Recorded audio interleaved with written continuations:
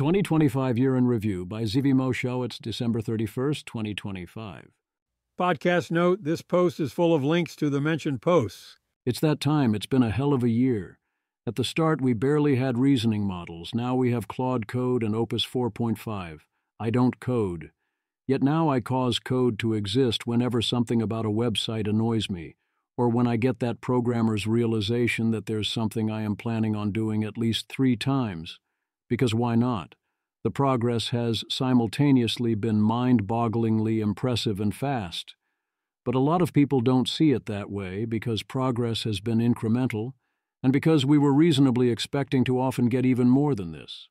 The public conversation and debate, even more than before, was full of false narratives and active attempts to make the situation worse. The same goes for attempts to shape federal policy towards AI, and OpenAI's conversion into a for-profit. It's been, as they say, one battle after another, with many wins, many setbacks, and a lot of things in between. This includes the key developments in AI and also other blog posts from the year that I consider memorable looking back.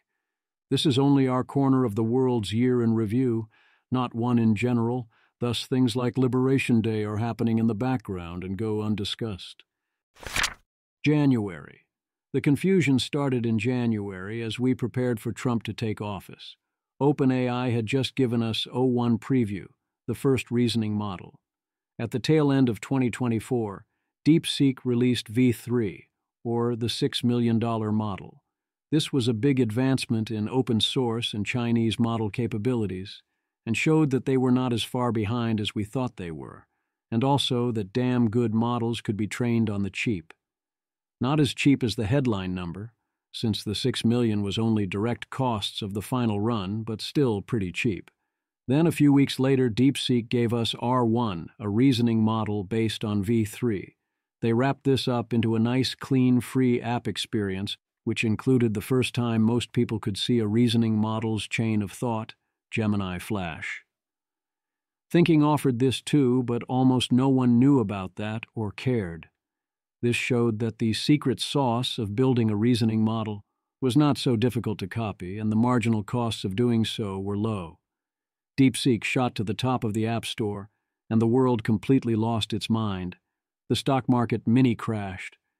People talked about how China had caught up to America, or this meant inference would be so cheap no one would need NVIDIA chips, as consumers rushed out to buy NVIDIA chips to run DeepSeek R1, or how it would destroy margins and drive American AI out of business. I had to warn people many times with the classic advice, don't panic, and I went on odd lots to discuss it all. Collectively, this was called the DeepSeek moment. White House rhetoric talked about how this meant we were in a race with China, so of course any other considerations than winning must be thrown out the window. With time, those paying attention realized all of that was overblown. DeepSeek was impressive as a lab, and V3 and R1 were excellent models, but still on the order of 8 months behind OpenAI, Anthropic, and Google. We had been comparing the relatively best features of R1 on their own, and then using that to project into the future, which flat out did not happen. This happened at a crucial inflection point right when reasoning models had started, which was when a tiny amount of compute could go a maximally long way. Later on, R1-0528 did not have a moment, nor did DeepSeek 3.1 or DeepSeek 3.2. February. Google started out the month introducing us to Deep Research, a new product form that would be copied by OpenAI, allowing the AI to take time to prepare a report. At the time, this was super impressive. It definitely has its uses, even if the timing is awkward, and you have to push past the tendency to pad reports with a lot of slop. A new paper on the risk of gradual disempowerment. From AI improved the debate by highlighting a central way that humans end up not being in charge. There doesn't need to be some AI coup or battle. The AIs will by default end up with more and more resources and power unless something stops this from happening. One day we wake up and realize we are not in control. Another day after that, we don't wake up. OpenAI declared that its primary alignment strategy would be deliberative alignment, so I analyzed that approach. I think it is helpful, but not a central solution. The administration made its AI feelings clear at the Paris AI Anti-Safety Summit. Previous summits had been efforts to lay foundation for international cooperation, with serious discussions of existential risks, in particular with the Bletchley Declaration. That was clearly over, transformed into a disdain for the idea that sufficiently advanced AI could be existentially dangerous, and Vance giving a speech demanding suicidal accelerationism and warning against attempts to not die. The year would play out in similar fashion. We had some modest success in California and New York, but the White House would, under the influence of David Sacks, become an active force for interference with efforts to not die, and later even to beat China. They would do some pro-America things along the way, but also things that actively interfered with our competitiveness. I introduced a key new concept handle which I call levels of friction. Different actions are variously harder or easier from both practical and legal perspectives to do. They range from level 0, defaults or requirements, to level 1, legal and ubiquitous and easy, level 2, safe but annoying, level 3, actively tricky or risky, level 4, actually seriously illegal, up to level 5, we really care about stopping you. Instead of thinking of a Boolean of legal, illegal, or possible, impossible, it is often more enlightening to consider moving between levels. AI is going to move a lot of things to lower levels of friction. That is by default bad, but frictions can be load-bearing, such as with job applications or limiting antisocial behaviors. It protects the commons. We will have to adjust quite a lot of things once key frictions are removed from the system. February was the peak of could Grok be a thing?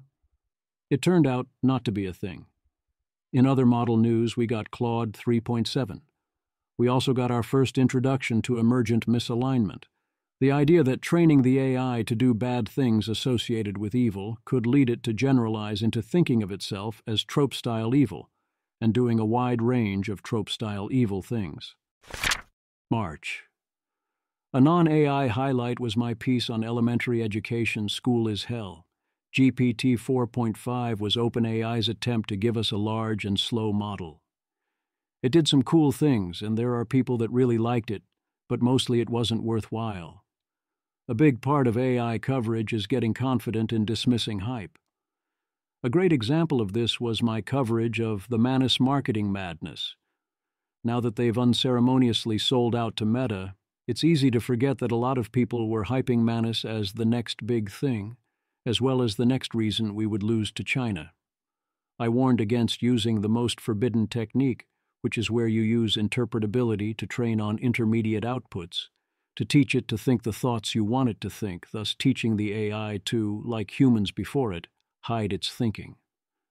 Image generation had its first big moment, when the 4.0 image generator came online and everyone went Studio Ghibli crazy, taking advantage of both the advancement in quality and willingness to mimic styles.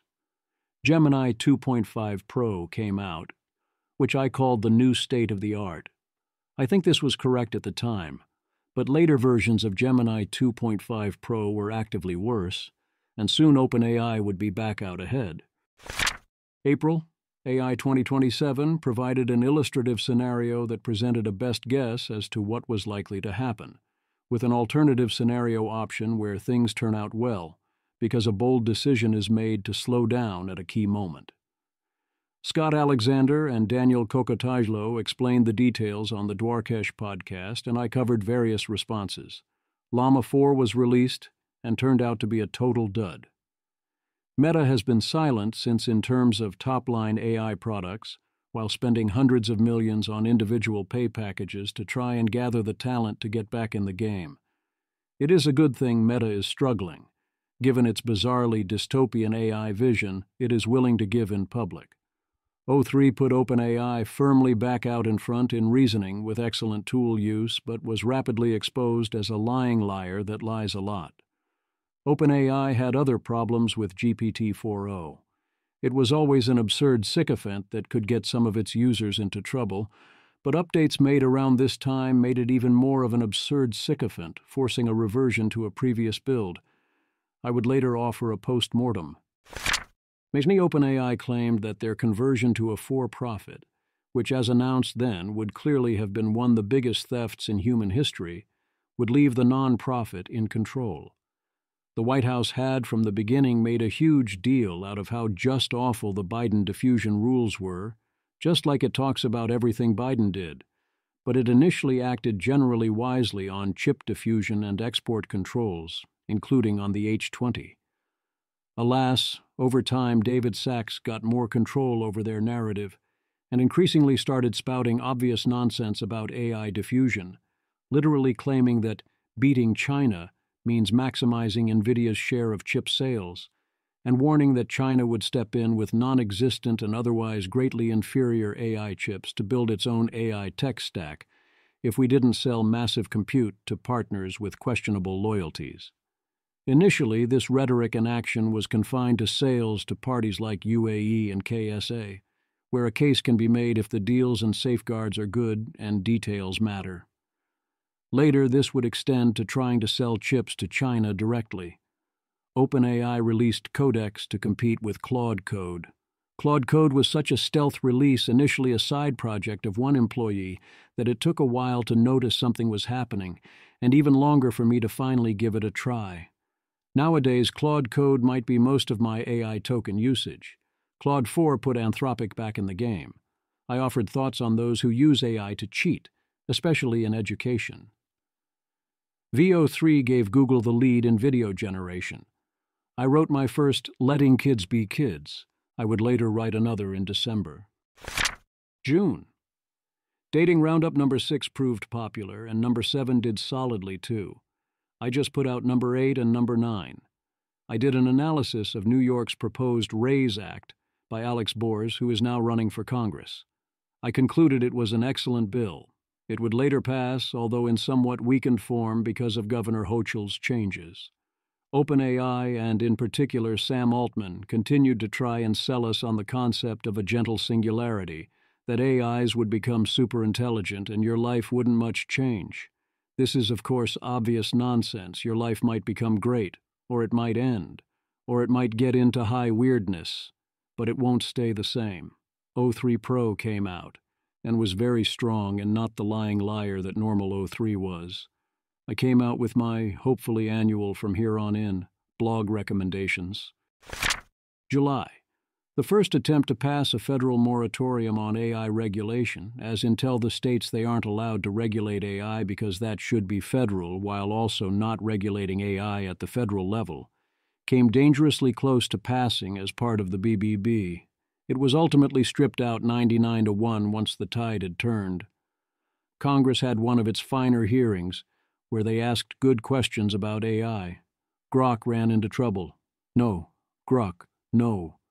Do not call yourself Mecha Hitler. Or worse. Kimi K2 was an unusually impressive new open Chinese model. We would later get Kimi K2 thinking in November. Google and OpenAI got IMO Gold. AI companions were getting a lot of attention, which has since died down. This will be a big thing at some point, and for some it is a very real thing, but for now it isn't good enough to hold most people's interest. I followed up again in August. The big hyped release of the year was, of course, GPT-5. This would be their big moment to unify all their crazy model variations and names, and create one model to rule them all, with a router to think longer if and only if that was worthwhile. There were approaching Death Stars, and we saw a variety of assertive value posting. It was the big version number jump, and people expected a lot. GPT-5 was a good model. I found it to be a clear upgrade, but it very much did not live up to the hype. Many even strongly wanted to keep GPT-4o for its far friendlier and more empathic attitude, or some would say its sycophancy. The very features that make GPT-4o not a great thing for many users are, alas, the reasons users often like it so much. I covered the basic facts and model card, then outside reactions, and finally created a synthesis. Unfortunately, the model OpenAI chose to call GPT-5 being a disappointing release gave so many people, up to and including David Sacks and Sriram Krishnan at the White House, the wrong idea. There is a constant demand for data points that say AI won't advance much, that scaling is dead, that it will all be a normal technology and you don't have to worry about AGI. Washington seems to have come away from the GPT-5 release with this message, and it plausibly did great harm in numerous ways, including to our export controls. I tried to push directly back against this, pointing out that AI was continuing to make rapid progress, both around GPT-5 and various other misleading data points, especially the no-good, very bad MIT study. I followed up by pointing out that, yes, AI continues to make rapid progress, including towards AGI. I noticed I was deeply confused about AI consciousness, along with everyone else. I still am, except now I'm more confused at a better, more advanced level. These questions are coming up more and more now, and I expect that to continue. It's so funny to have half of people debating AI consciousness, while the other half thinks AI is not making any progress. I offered my advice around flying. Are the AIs starting to take our jobs? Not in general, but for entry-level jobs? Kinda. September. I reviewed If Anyone Builds It, Everyone Dies. There were a few weeks where this inspired a lot of discussion, much of it remarkably good. The month ended with Anthropic reclaiming its role as my daily driver thanks to Claude Sonnet 4.5. There was more on AI craziness, then later in November we would see additional lawsuits against OpenAI related to suicides. October. OpenAI meanwhile decided to release Sora and the big bright screen slot machine, attempting to turn its good short video generator into a dystopian social network. I said the comparables were Google Plus and Clubhouse. Call looks good. I got to go to the Curve, which was an excellent conference. One of the consequences of the GPT-5 release was more people talked about AI as potentially being in a bubble. I do not agree, other than in the nominal number might go down sense. Number might go down, if not, number needs to go up. OpenAI completed its trio of overhyped releases with the Atlas browser. This jaded people sufficiently that when GPT 5.1 and GPT 5.2 later came out, people gave them remarkably little focus.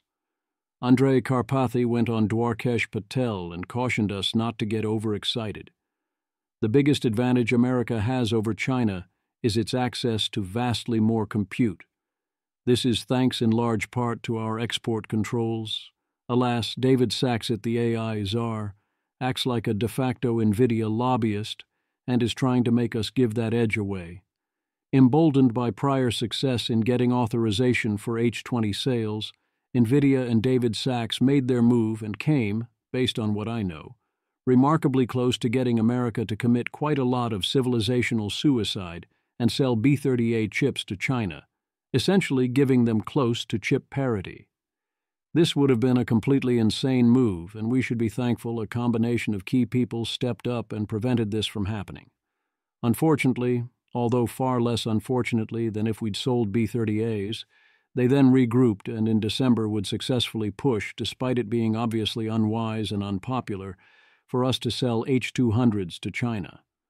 The Chinese are making a show of not wanting them so much, but it's a show, and our edge has been substantially eroded. The logic behind this seems to have been nominally based in part on a prediction that Huawei can scale chip production far faster than credible predictions say, as in being off by an order of magnitude or more. OpenAI finished its conversion to a for-profit, completing what I believe is arguably the second largest theft in human history, behind the Russian oligarchs of the 1990s. The final terms came as the result of negotiations with the district attorneys of Delaware and California, and they did extract a lot of highly meaningful concessions, both in terms of compensation and also in helping retain meaningful control and oversight over OpenAI. This could have gone so much worse. But as I said, that's like a mugger demanded your money and they got talked down to only taking half your money, then they claim they capitalized you. You're still out half of your money. November. We got what may be the final key revelations of what I call OpenAI's Battle of the Board, where the board attempted to fire Sam Altman, as we got Ilya Sutskever's testimony about what happened. We now know that this was driven by Ilya Sutskever and Mira Murati, and was motivated by ordinary business concerns, centrally Sam Altman's lying and mistreatment of employees. I offered my 2025 edition of the Big Nonprofits post for those looking to donate, and would later share an update from my nonprofit Balsa Research. The year would finish with a flurry of new model releases. OpenAI started us off with GPT 5.1, a modest upgrade that follows custom instructions well and often glazes the user, and then followed it up with GPT 5.1 Codex Max, which was a substantial boost in coding power in particular. Google gave us Gemini 3 Pro, a vast intelligence with no spine and also severe alignment issues and mental problems. It's a great model and was clearly now the best at a variety of uses, especially raw intelligence, or a teacher or whom you had questions with known answers that you would ask an autist. Anthropic then gave us the big one, Claude Opus 4.5, which is for now the clear best model available, and remains my daily driver, both for chat and also in Claude Code. Claude Opus 4.5 felt like a large, practical leap, some like Dean Ball going so far as to call it AGI. I don't agree, but I understand where they are coming from. December. I went to San Francisco for the solstice and wrote Little Echo. I did the annual movie review. We learned even more reasons to beware reward mismatches in RL. OpenAI upgraded again to GPT 5.2, which I evaluated as frontier only for the frontier. Its impressive benchmarks do not reflect its capabilities, and people reacted with fatigue after too many disappointing OpenAI model releases.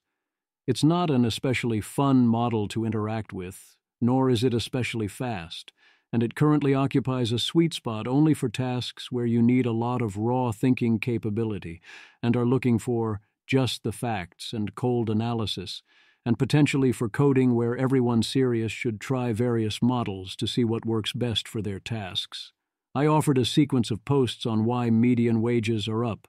Economists keep saying times are solid, yet young people keep saying things suck. Those complaining often say false things and use statistics wrong, but if so many people think things suck, then you know there's a problem. I looked into cost changes over time, and when were various things the best. Finally, I presented my thesis, which was that this was due to the revolution of rising expectations and the revolution of rising requirements. Our expectations and comparison points are supremely high, as are the things we legally require of those looking to raise families. Questions for next season. AI is going gangbusters. The news about it is accelerating, not slowing down. It's going to increasingly impact our lives and be the topic of conversation. The model releases will come fast and furious. The agents will make big leaps in 2026, and not only for coding. It will likely be a major topic in the midterm elections. I don't expect full high weirdness in 2026, but you can't fully rule it out. Blog growth, in terms of views, stagnated this year. That's disappointing, as previously I had experienced strong growth, and I likely need to explore additional ways to get the word out. But number go up was never the ultimate goal, and I am confident that I am directly reaching quite a lot of the people I care about reaching. I do intend to send out a user survey sometime in the near future. One big personal goal for 2026 is to do more coding and evergreen posting, going deeper into questions that matter or that I get curious about, and being better about organizing my thoughts, and to focus less on ephemeral items and news, and to finally get a handle on organizing what I do have to better create longer-term resources. I am fully aware that almost all views happen within a few days of posting, but that doesn't need to dictate anything, and there are some basic things where I could build permanent resources much better than I've been doing. The other big goal is to focus on what matters, including the fights and debates that matter, making sure to do that in a way that adds to permanent resources and not let important things end up buried. I have to do better triage, especially in letting relatively unimportant matters drop. I intend to publish fewer words on the blog in 2026, and with that to become more willing to skip days. I know the amount of content can be overwhelming. One thing that got lost in the shuffle this year and illustrates the problem was my planned review of Open Socrates. It's a book warning you not to live your life 15 minutes at a time, and I didn't finish my response because life kept throwing too much stuff at me. Well, that's kind of the worst possible excuse not to finish that, isn't it? Even if, because of the delay, I ultimately have to reread a lot of the book. I also have a bunch of projects I'd love to try. We'll see how that goes. But also movies to watch and games to play and people to see and fun to be had. Life beckons. And you know what? Life is pretty awesome. Other people sing Auld Lang Syne. I go to the secular solstice. My personal tradition at year's end is something else entirely. Happy New Year, everyone.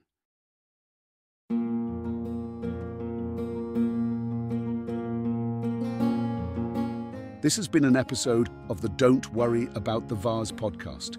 If you enjoyed this podcast, please visit thezv.substack.com to support the author. If you enjoy having AI-narrated episodes, please note this is a listener-supported podcast. To receive new posts and support the cost of creation, consider becoming a subscriber at dwatvpodcast.substack.com. Thanks for listening.